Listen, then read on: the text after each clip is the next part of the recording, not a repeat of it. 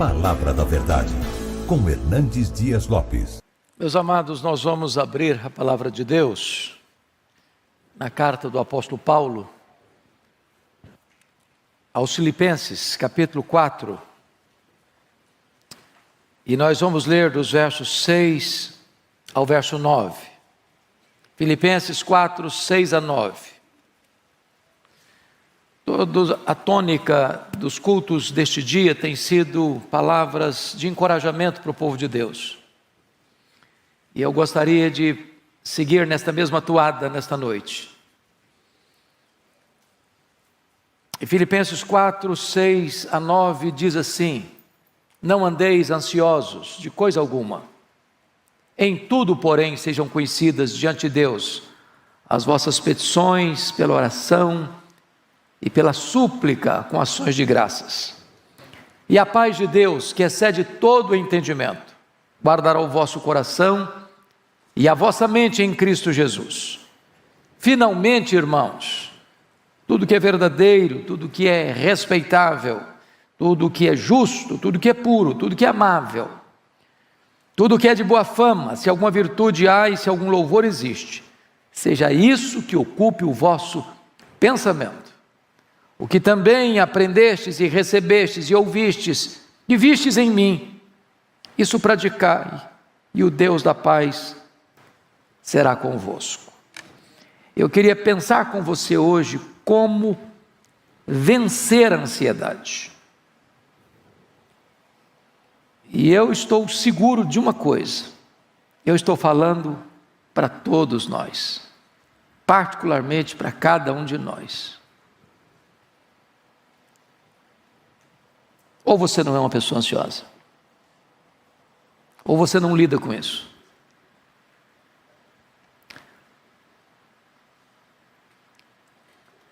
Os estudiosos dizem que 50% das pessoas que passam pelos hospitais, elas enfrentam problemas de ansiedade, ou são vítimas de doenças psicossomáticas. Isso levou o psicólogo Rollo May a afirmar que a ansiedade é o mais urgente e o mais grave problema da nossa geração. Alguns chegam até a afirmar que a ansiedade é uma doença, a doença mais democrática do nosso século. A ansiedade não tem fronteiras, atinge pessoas de todos os credos, de todos os estratos sociais e de todas as faixas etárias. Atinge as crianças. Eu achei muito curioso, estava pregando ontem em São Paulo, e batia papo com uma criança muito alegre, muito extrovertida, muito desenvolvida. E aí ela disse assim: pastor, eu ando muito estressada. Falei: é mesmo, minha filha? Mas estressada mesmo? Muito estressada. Falei: mas o que é que estressa você, filha? Matemática. Ah, mas me estressa. Agora, você já pensou a criança estressada? Os adolescentes brigam com o espelho. Problema da autoafirmação. Hoje tem adolescente brigando, se sabe, querer saber se é homem ou se é mulher, é um negócio confuso. Os pais pressionam, tem que passar no vestibular, tem que ter nota boa no Enem. E a meninada anda exprimida. Os jovens estão preocupados, se casa, se não casa, quando casa, como casa, se tem casa, se vai poder manter a casa. Os casados querem saber se vão conseguir construir um patrimônio, porque afinal de contas, a sociedade cobra, a família cobra.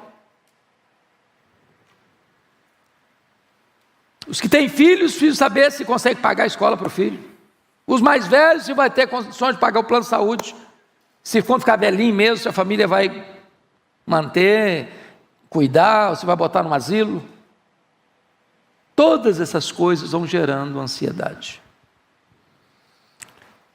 Quando chegou março de 2020, o ano passado, eu estava na casa de um médico muito querido, e ele mapeou para mim um cenário muito cinzento da pandemia que estava chegando.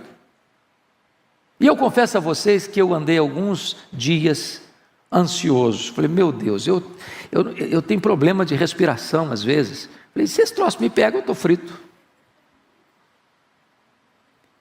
E no comecinho eu andava, fazia caminhada de máscara. Falei, se eu pegar esse troço, eu estou frito. E o coronga me pegou na semana mais crítica da minha vida. Passei um pouco de aperto. Recebi o diagnóstico no domingo, na quinta-feira era o casamento da Mariana. Chorei um pouquinho, o rival me deu umas broncas. Mas superei. Mas quem sabe tantos aqui não enfrentaram esse problema da ansiedade, ou ainda enfrentam. Enfrentam. Como é que você anda nessa questão? Qual o nível de ansiedade está hoje? Hoje, tanto de manhã, às 8, quanto às 11 horas, algumas pessoas chegaram aqui e me falaram, e falaram para o pastor Ival também, olha, hoje eu vim para cá precisando de um milagre. Sabe aquele nó na garganta, aquela dor no estômago? Aquele problema que vocês, ou Deus faz um milagre, ou não vou aguentar mais. Quem sabe você entrou aqui hoje com um problema muito grave para ser resolvido. Você precisa de uma resposta. Você não está dormindo direito. Você está ansioso. Está angustiado. Está com um nó na garganta. Está com medo do amanhã. E esse texto, meus amados irmãos, vai lidar conosco nesta questão. E eu quero tratar de 3 situações aqui. Primeiro, o diagnóstico do problema. Segundo, o remédio para curar o problema. E terceiro, a cura do problema. Pregação do Evangelho, irmãos, não é uma espécie de B12 na veia para você sair daqui um pouquinho animado e amanhã volta tudo de novo. O Evangelho tem resposta para nós. Tem solução para nós. Mas a primeira coisa que eu preciso entender é o problema, é o diagnóstico. O que é ansiedade, afinal? Para a gente também não achar que eu estou enfrentando uma situação e isso é ansiedade, quando pode não ser ansiedade. Por exemplo, a ansiedade não é você ser imprevidente quanto ao futuro. É correto ser cuidadoso com o futuro, até as formigas cuidam do futuro. Ajuntam no verão para não ter que trabalhar no inverno. Então, quando você é previdente, você não gasta tudo que ganha, você faz uma poupança, você faz um investimento, você é cuidadoso, isso não é ansiedade não, isso é cautela, isso é sabedoria, isso é precaução, isso é prudência, não é ansiedade. Também ansiedade não é aquele negócio, corpo mole, entendeu? O cara é corpo mole, nos estudos, no trabalho, acorda tarde, vai dormir cedo, e tem que assistir todas as séries de Netflix que aparecem no mercado. É porque tem gente que, eu não sei, mas o dia dele tem mais horas do que a nossa, né? Porque o cara assiste tudo, sabe de tudo. Mas para fazer a obra de Deus está cansado, está ocupado. Outras pessoas acham que ansiedade é viver livre de problemas. Não, Paulo estava preso, estava algemado, estava sendo acusado pelos irmãos dele, a quem ele amava, a quem ele dizia, eu preferia ser anátema, desde que os meus irmãos se convertessem. E ele está preso, algemado, enfrentando lutas, mas não está ansioso. Então, se você está enfrentando dificuldades, isso não é ansiedade, não. Então, o que é ansiedade, na verdade? Vamos pensar nas causas. Quando eu leio esta carta aos Filipenses, a conclusão que eu chego é que toda a carta lida com o problema da ansiedade. No capítulo 1 desta carta, a ansiedade pode vir à tona como resultado de nós olharmos para os problemas em vez de nós olharmos para Deus. Hoje, gente, não dá para viver sem enfrentar problema. Isso é verdade, isso é fato. Você não está enfrentando problema porque você está passando aperto financeiro, não. Você está pensando que o pessoal rico não enfrenta problema, não? Enfrenta mais problema que você. Sabia disso? Que os ricos têm mais problemas? Alguém já disse que o cara mais feliz da vida é aquele que chega em casa cheirando graxa, toma um banho, come um bom prato de arroz com feijão e dorme a noite inteira bem dormida.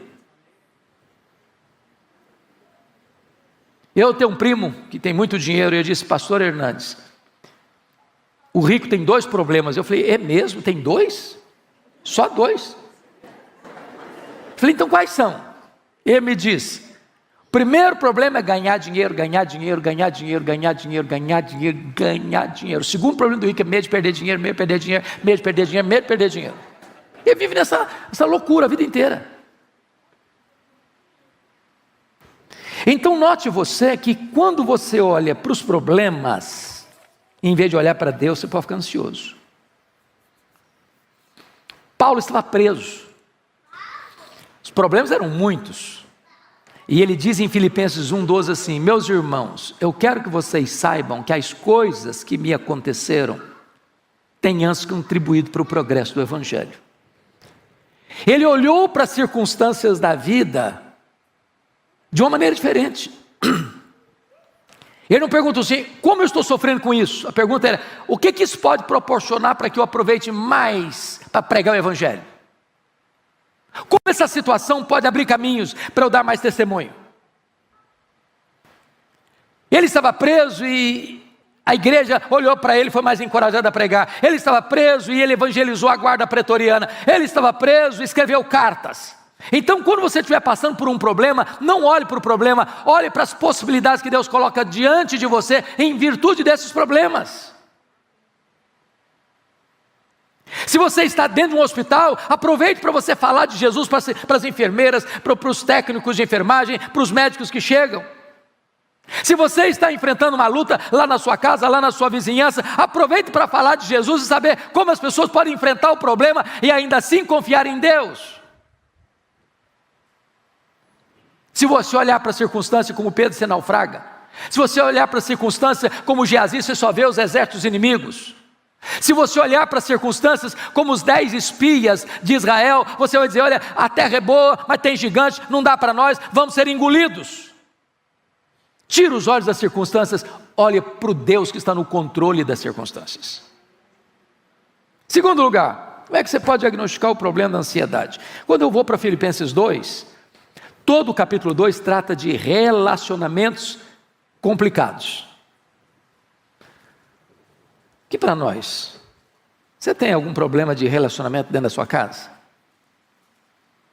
Está estressando alguma coisa lá? Convivência não está legal? Está batendo cabeça com seu cônjuge? Os filhos estão relacionando-se tranquilamente uns com os outros e com vocês? Às vezes a maior fonte de estresse que uma pessoa tem brota dentro da sua casa. Preocupação com os filhos, preocupação com os pais, preocupação com os irmãos, preocupação com os avós. E na igreja de Corinto, na igreja de Filipos, os irmãos estavam batendo cabeça. Eles não pensavam concordemente. Até 2 irmãs da igreja, porque as mulheres não são de brigar, né? As irmãs são muito pacíficas. A Evódia e a Cinti que estavam brigando dentro da igreja. Se uma participava do coral, a outra não ia participar. Se uma cantava na frente, a outra não cantava. Meus irmãos, muitas vezes as pessoas roubam a nossa alegria, tiram a nossa paz e são fonte de ansiedade. Como é que você faz para lidar com essa gente complicada que você tem dentro da sua casa, você tem lá no seu trabalho, você tem lá na sua escola, você tem até dentro da igreja? Paulo responde assim: tende em vós o mesmo sentimento que houve também em Cristo Jesus. Ele, sendo Deus, não julgou como usurpação o ser igual a Deus. Antes a si mesmo se esvaziou, assumiu a forma de servo e se humilhou até a morte, morte de cruz. Se você acha que a pessoa é complicada demais, pensa no que Jesus Cristo fez por você. Seus argumentos vão desaparecer. Mas o que nos deixa ansiosos? Quando você vai para Filipenses 3, tem um outro problema que deixa a gente ansioso, sabe o quê? Grana, dinheiro. Quem já ficou ansioso aqui por causa de dinheiro? Tem que pagar as contas, tem que juntar mais dinheiro. Você sabe que a Bíblia diz o seguinte, que quem ama o dinheiro dele nunca se farta. As pessoas mais complicadas com dinheiro, corrupção, negócio errado, e falcatrua e tal, não são os pobres não, são não. É gente que tem muito dinheiro, mas quer mais, quer mais, quer mais, quer mais, quer mais. No capítulo 3, versículo 19 de Filipenses, Paulo fala que tinha gente que só se preocupava, não é preocupava não, só se preocupava com as coisas terrenas. Gente que nunca está satisfeita. Eu recebi um videozinho muito legal há poucos dias, que eu achei fantástico. O camarada chegou num carrão, que é carrão assim, que custa mais de 400 mil. E aí ele está chegando assim, perto do aeroporto, que ia viajar, estacionar o carro dele, o colega dele, de aviãozinho particular, chiquésimo, custava milhões. Ficou infeliz. Infeliz. Aí chega de viagem, pega o carro dele, um colega dele encosta com um carrinho velho, e fala, rapaz, o sonho da minha vida é ter um carro igual o seu. Aí o cara dirigindo um carro velho, lava o outro suado, de bicicleta, pedalando para o trabalho, fala, rapaz, o meu sonho é ter um carro igual o seu, porque eu ando de bicicleta. Aí o cara de bicicleta está pedalando, chega outro a pé, esbaforido, rapaz, o meu sonho é ter uma bicicleta, porque eu tenho que ir para pé para o meu trabalho. Aí o cara que está andando a pé, está reclamando, até que chega um de cadeira de roda, falei, rapaz, eu queria tanto ter as pernas boas igual você, tem que andar numa cadeira de rodas. Moral da história? Não importa o que você tem, as pessoas via de regras estão insatisfeitas com o que elas têm. Se você não tiver um coração grato, você nunca vai estar feliz, e a ansiedade vai roubar a sua alegria. Bom, então vamos lá. Ainda no diagnóstico, na manifestação da ansiedade, tem duas coisas que eu preciso chamar a sua atenção. Porque ela pode vir com relação ao passado como culpa. E no Filipenses 3,13, pensa comigo no Paulo. Quem era Paulo? Antes da conversão dele, ele era um assassino. Mandava matar crente. Dava o voto para matar crente. E ele não matou pouco crente, não. Está escrito lá na Bíblia. Atos 26, versículo 10, que ele encerrou muitos santos em prisões, muitos, não poucos, muitos santos em prisões, e contra esses muitos dava o seu voto, quando os matavam. Agora o cara é convertido. Se Jesus não fizer uma obra linda para purificar a consciência das obras mortas, esse cara não vai ter condições de dormir, ele vai ter pesadelo, o sangue vai estar correndo na mão dele, ele não vai ter paz. Quantos crentes que hoje vivem ansiosos, irmãos, porque nunca resolveram o passado, nunca resolveram os dramas do passado, nunca resolveram as feridas emocionais do passado, nunca resolveram os traumas do passado, gente que foi abusada na infância, que nunca superou isso, gente que tem culpa. Essa semana eu peguei um livro para ler, é curiosíssimo, pastor Ivan, um livro fantástico, o título do livro é O Mestre das Perguntas, livraço, e o autor começa dizendo da culpa que o assolou, porque ele era um filho assim, adolescente rebelde, sabe, que a mãe tinha que dar bronca todo dia, a mãe falou, meu filho, você vai me matar um dia, você vai me matar um dia, você vai me matar um dia, e aí de repente a mãe morre, menina adolescente, pronto, carregou a vida inteira essa culpa, eu matei minha mãe, eu matei minha mãe, eu matei minha mãe. Quantas pessoas que vivem atormentadas pelo chicote da culpa, por problemas lá de trás, que nunca foram resolvidos convenientemente ao pé da cruz de Cristo, o sangue do Cordeiro. Certa feita eu fui aconselhado a pedido para orar por uma senhora, tinha 80 anos, e o filho me disse assim, pastor, o senhor pode visitar minha mãe? Eu falei, posso. Falei, mas por que você quer que eu visite a sua mãe? Ele me disse, a minha mãe é uma mulher triste, cronicamente triste, angustiada. Já levamos em médico, já levamos em psicólogo, já levamos em psiquiatra, já fizemos exames, já tomou todo tipo de remédio, nada resolve o problema dela. Disse, então vou lá. Cheguei, aquela mulher com o semblante abatido, olhar distante. Comecei a conversar com ela, Deus foi dando graça na conversa. Lá pelas tantas ela disse assim: eu quero ficar sozinha com o pastor. Quando eu fiquei sozinho com ela, ela me olhou nos olhos e me disse assim: pastor, eu sofro há 60 anos. Eu falei: o que foi, filha? Ela me disse: eu traí meu noivo. Ele nunca ficou sabendo.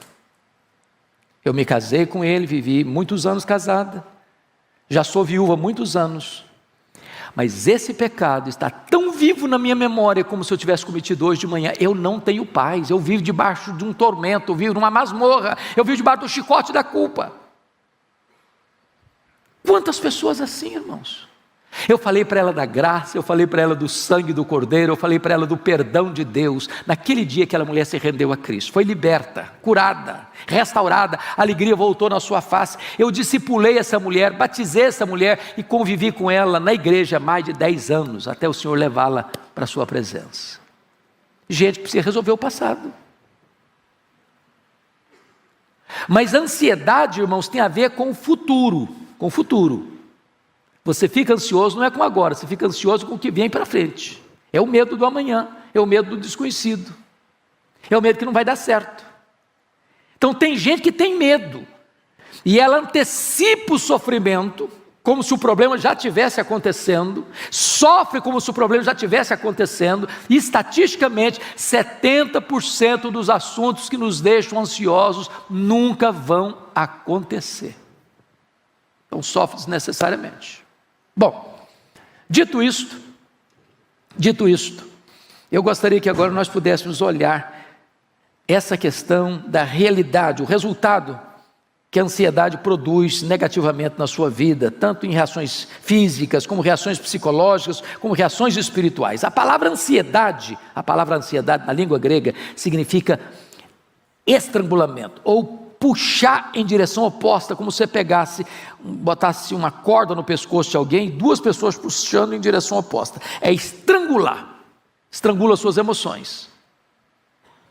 Mais do que isso, a ansiedade vai roubar as suas forças, ela vai minar você, ela vai enfraquecer você. Você não fica mais forte, mais preparado para enfrentar o problema que virá, ou talvez nem virá, ficando ansioso hoje. Você se desidrata, você se estiola, você se enfraquece. Mas mais do que isso, o pastor Arival chegou a dizer isso hoje de manhã. A ansiedade é a voz da incredulidade, porque Jesus alertou isso. Os gentios que não conhecem a Deus é que se preocupam com todas essas coisas. Que comeremos, que beberemos, com que nos vestiremos. Então preste atenção nisso, aprenda a depender do provedor. Eu não sei se vocês tiveram já essa experiência, eu tenho de vez em quando. Tem dia que você está assim, tão angustiado, passando uma luta tão grande, uma pressão tão enorme, que você vai deitar, você não consegue direito dormir. Aí o dia amanhece. Aí quando o dia amanhece, parece que o problema foi dissipado. Aquele nevoeiro escuro vai embora. Aquela dor vai embora. A esperança brota. Um fato novo acontece. E a Bíblia diz, o choro pode durar uma noite inteira, mas a alegria vem pela manhã. As misericórdias de Deus se renovam a cada manhã. Então, em nome de Jesus, comece a desenvolver esta confiança de que você não está no controle, mas Deus está. Deus está no controle. Deus não perdeu o rumo da história. Deus não perdeu o controle da sua vida. Deus não está em apuros. Deus não foi pego de surpresa. Deus está trabalhando. Se você ama a Deus, todas as coisas cooperam para o seu bem. Mesmo que a providência seja dolorosa, mesmo que você esteja enfrentando uma enfermidade, um problema financeiro, um problema no casamento, um problema com os filhos, um problema na família, um problema de qualquer ordem, saiba disso, Deus está no controle. E Ele vai cuidar de você, e Ele vai sustentar você, e Ele vai dar livramento a você, e Ele vai fortalecer você, ainda que o problema não se resolva no tempo que você quer, a graça de Deus vai bastar a você.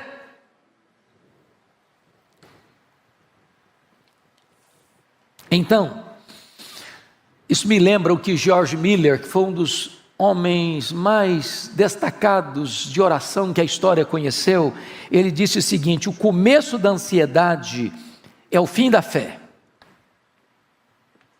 Não dá para você botar no mesmo bloco ansiedade e fé. Agora, como é que você tem fé? Porque às vezes a pessoa está querendo desenvolver uma vida espiritual mais robusta, mas ele só entulha a mente dele, o coração dele com coisa ruim. Ele passa de um canal para o outro, na televisão, no zap, e passa o dia inteiro assistindo só coisa ruim. Agora, você quer fé? Comece a ler a Bíblia. Comece a conhecer as promessas de Deus. Comece a alimentar a sua mente com coisa boa, para que você possa encontrar resposta, solução para o problema da ansiedade. Qual a resposta de Paulo aqui? Não andeis ansiosos de coisa alguma. Isso é ansiedade, isso é o diagnóstico. Vamos então para a questão do remédio que ele vai usar.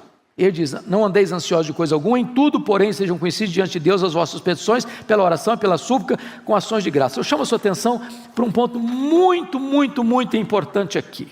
Muito importante aqui. Quando Paulo diz: em tudo, porém, sejam conhecidas diante de Deus as vossas petições, pela oração e pela súplica, com ações de graças, parece que ele está falando de 4 coisas, mas não está. Ele está falando de 3 coisas. A palavra oração aí é a mesma palavra para adoração. Então Paulo está falando de adoração, de petição e de ações de graças. Eu não sei se você já fez uma distinção clara na sua mente entre o que é adorar a Deus e o que é agradecer a Deus. A gente confunde isso. Você adora a Deus por quem Deus é, e você dá graças a Deus por aquilo que Deus faz. E você suplica a Deus porque Ele é seu Pai.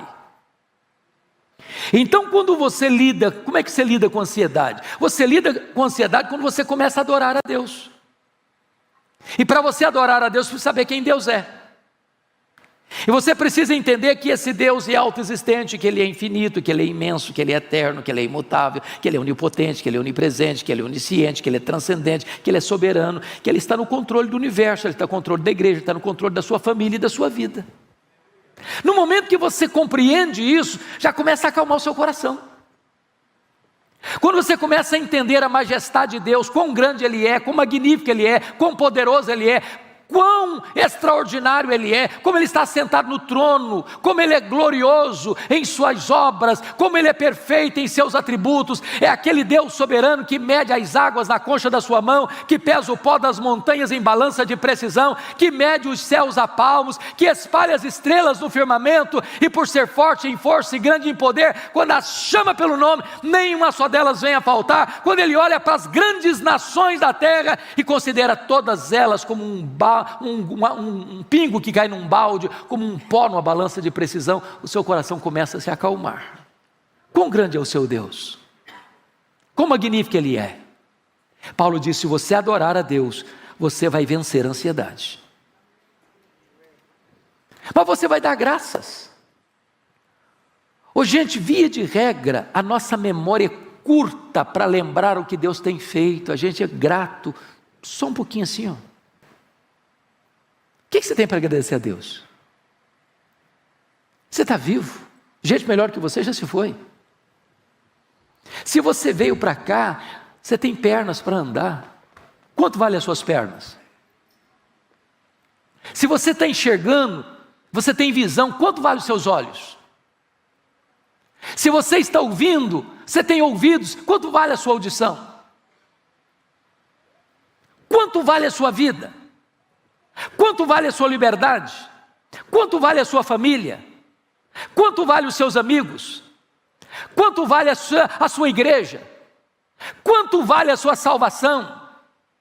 Pare de olhar a vida com óculos escuros, para de reclamar, para de murmurar, para de olhar para a vida só com pessimismo, com negatividade. Para de reclamar do que você é, do que você tem, da família que você tem, da casa que você mora, do apartamento que você mora, do carro que você anda, do emprego que você tem, do cônjuge que você tem, dos pais que você tem, dos filhos que você tem, dos vizinhos que você tem. Passa a dar graças a Deus. Tem tanta coisa boa acontecendo. Paulo está dizendo o seguinte: quando você tem um coração grato, não tem espaço nesse coração para ansiedade.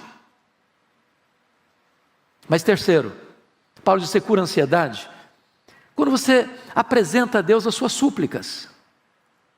Gente, nós não falamos com ídolo, nós não falamos com um Deus distante do deísmo, nós não falamos para o ídolo morto do misticismo sincrético.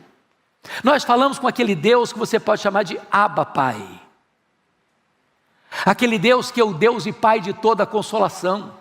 Você fala com aquele que tem abençoado você com toda a sorte de bênção espiritual nas regiões celestes em Cristo Jesus. Você fala com aquele Pai que amou você desde a fundação do mundo e enviou Jesus por amor a você, para morrer pelos seus pecados, para dar a você a vida eterna. Você está pedindo àquele Pai que adotou você na família dele. Então não tem problema, não tem causa, não tem luta, não tem sofrimento, não tem situação que você não possa apresentar a eles: papai, eu preciso de ajuda, papai, eu preciso de socorro, papai, me ajude, estenda a tua mão para mim, venha ao meu encontro, me console, me carregue no colo, eu preciso de colo nessa noite. Ele escuta você, ele atende você, ele se importa com você. Pois bem, amados,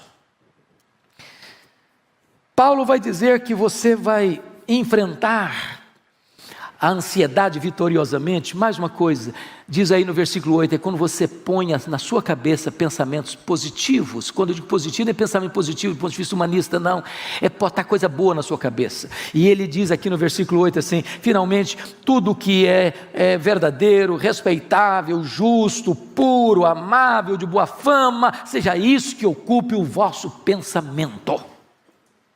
Então preste atenção nisso. Tudo que você joga para dentro da janela da sua alma fica arquivado na sua mente. Quem fica assistindo pornografia, sabe o que vem na mente? Pornografia. Quem fica assistindo lutas de sangue, e você quase que vibra porque o cara arrebenta a cara do outro, o que vem na sua mente? Violência. Quem ainda tem o desplante de assistir novelas, que o negócio é um nó e uma vela. O negócio é nó e vela. Vai vir o que na mente? Traição, maluquice. Quem fica assistindo todas as séries de Netflix apenas e os filmes de Hollywood que só tem misticismo, violência e bandidagem e promiscuidade, o que vem na mente?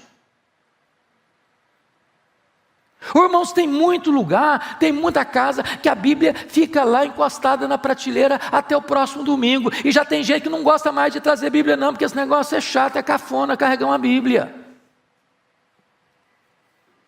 E aí fica ansioso, fica um poço de ansiedade. Ele está a par de tudo que acontece de Netflix, mas se perguntar para ele João 3,16, ele acha que não sabe onde está. Aí a ansiedade, desculpa da expressão, monta da cacunda dele.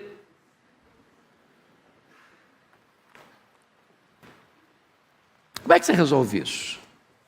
Paulo vai um pouquinho além e diz o seguinte, versículo 9: olha, meus irmãos, tudo que vocês, olha aí comigo, Filipenses 4:9, olha aí, ele diz assim: e o que aprendesse, e recebesse, e ouvisse e visse em mim, isso praticai. Tem muito crente que é teórico, só teórico, sabe tudo, é bom teólogo, conhece as correntes teológicas, decora a confissão de fé, decora catecismo de Westminster, cita as correntes teológicas, sabe o que é calvinismo, sabe o que é arminianismo, sabe o que é isso, sabe o que é aquilo, mas fica só nisso.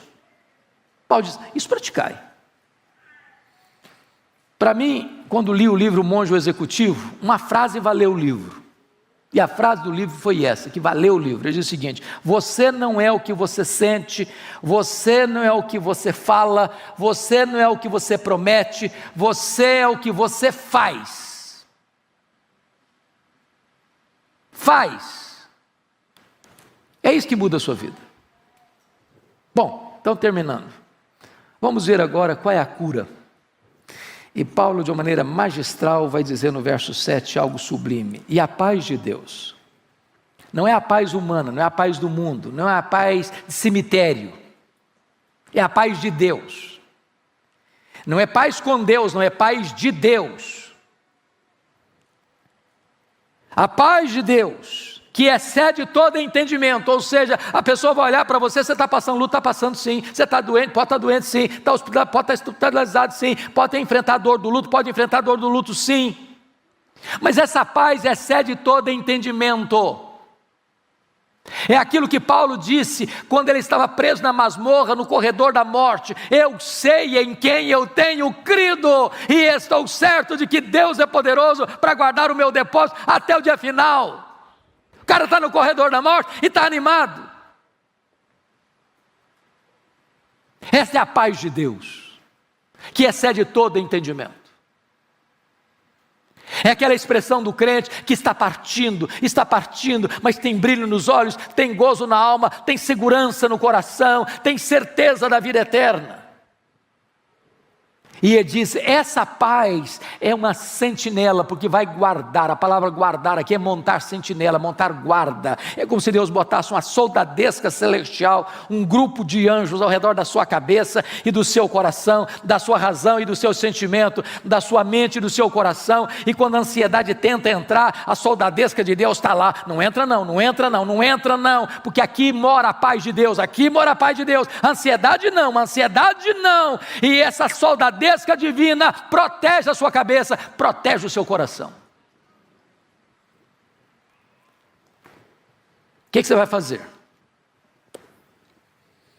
Quanto ansioso? Deus está propondo para você hoje, você vencer a ansiedade. Quem gostaria de vencer a ansiedade hoje? Levanta a mão aqui.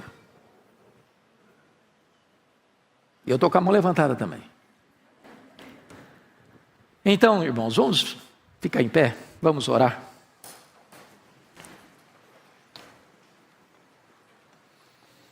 Vamos pedir a Deus graça. Agora, é preciso tomar uma atitude. O que você vai fazer para mudar esse cenário? Deixa eu fazer um diagnóstico simples aqui. Quantos irmãos e irmãs que estão aqui hoje que já leram a Bíblia toda? A Bíblia toda. Ok.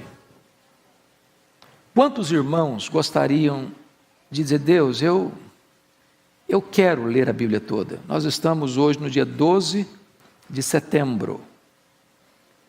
Daqui a um ano eu vou te dar tempo demais. Mas quem gostaria de falar: Deus, eu quero ler a Bíblia toda até 12 de setembro de 2022? Quem gostaria de dizer: Deus, me ajuda a fazer isso? Bendito seja Deus. Terceira coisa que eu gostaria de sugerir a você: tire meia hora do seu tempo. Você vai saber qual a melhor hora para você ler um capítulo pelo menos da Bíblia e orar todo dia. Isso vai mudar a sua vida, isso vai mudar a sua história. Você vai repaginar sua mente, você vai reprogramar seu coração. E de repente, aquelas lutas que você tem lá no coração vão sendo dissipadas, e a vitória de Deus vai chegando, e a paz de Deus vai inundando o seu coração.